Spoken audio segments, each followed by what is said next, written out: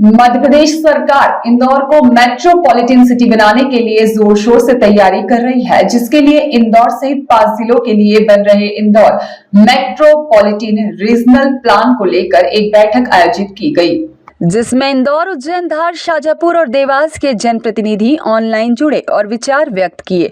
प्रस्ताव में मिले सुझावों को प्लानिंग में शामिल किया जाएगा, जिसके बाद इसे प्रदेश सरकार की समिति को भेजा जाएगा।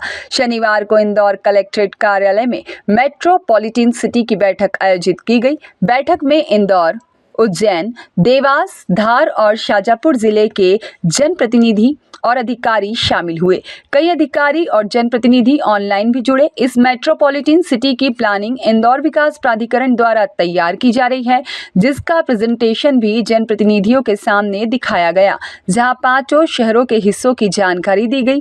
बैठक में 4 जिलों के सांसद, 20 विधायक, 3 महापौर, 3 नगरपालिका अध्यक्ष और 4 कलेक्टर शामिल होने की उम्मीद थी, लेकिन कई जनप्रतिनिधि अपनी व्यस्तताओं के चलते शामिल नहीं हुए। विकास प्राधिकरण की ओर से बताया कि योजना में इंदौर जिले का 100%, उज्जैन जिले का 45%, देवास जिले का 29.72%, वहीं धार और शाजापुर का क्रमशः 7 और 0.54% हिस्सा आ रहा है।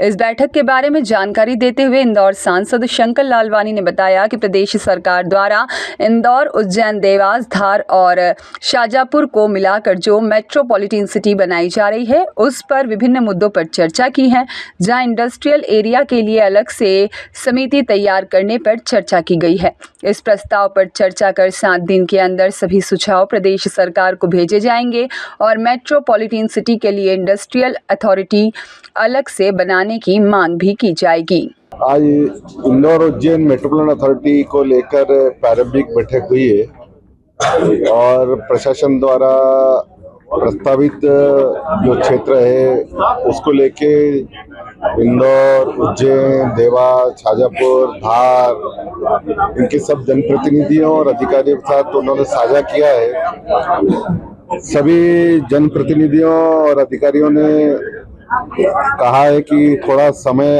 खास करके जनप्रतिनिधियों ने कहा है कि थोड़ा समय दें, हम इसका पूरा परीक्षण करके जो सुझाव होंगे वो सुझाव 7 दिन के अंदर हम दे देंगे।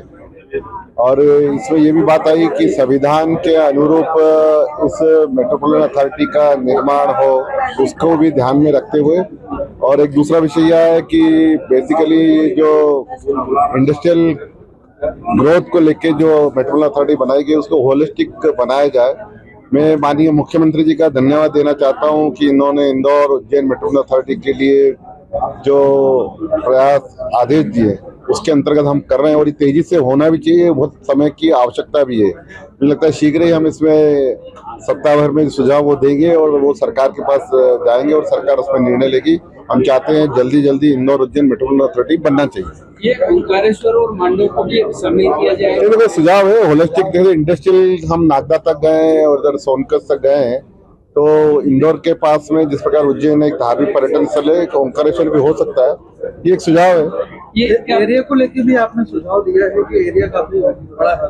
देखिए अभी ये बात सही है कि हमारा जो एरिया है 9000 स्क्वायर किलोमीटर से ज्यादा है और देश में जो मेट्रोपॉलिटन अथॉरिटी है उसमें सबसे बड़ा है। तो ये खुशी की बात है कि वर्तमान समय में हम देश में नंबर 1 रहेंगे।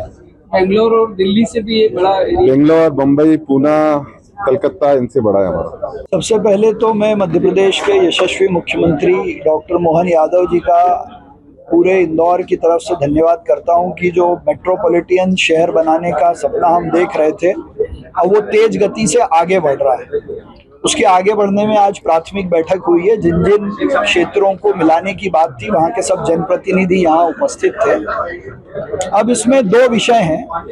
यदि स्टेट इसको इनिशिएटिव करता है और अपनी मेट्रोपॉलिटन अथॉरिटी बनाता है इंडस्ट्रियल टूरिज्म के डेवलपमेंट की दृष्टि से, तो स्टेट उसको कानून बना के कमेटी बनेगी जो उसको लीड करेगी, उसकी प्लानिंग करेगी और उसको गवर्न भी करेगी।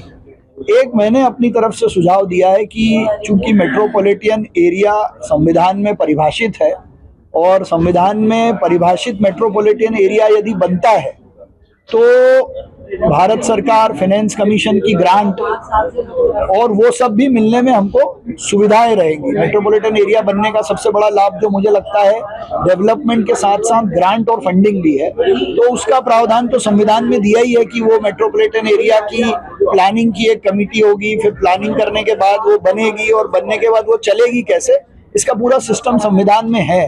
तो मध्य प्रदेश के और इंदौर के हित में जो निर्णय माननीय मुख्यमंत्री जी लेंगे वो एक अलग विषय है, पर ये करने की दो ही प्रक्रियाएं। मेट्रोपॉलिटन एरिया प्लानिंग में सबसे ज्यादा भला अलग अलग क्षेत्रों में रहने वाले लोगों का है। मान लीजिए उदाहरण के लिए देवास पीतमपुर इंडस्ट्रियल एरिया पहले से है, लेकिन इसके आसपास का कुछ एरिया एग्री बेस्ड डेवलपमेंट के लिए चुना जाता है, तो वहाँ के किसान उस तरह के प्रोडक्ट्स को लाने में आगे बढ़ेंगे।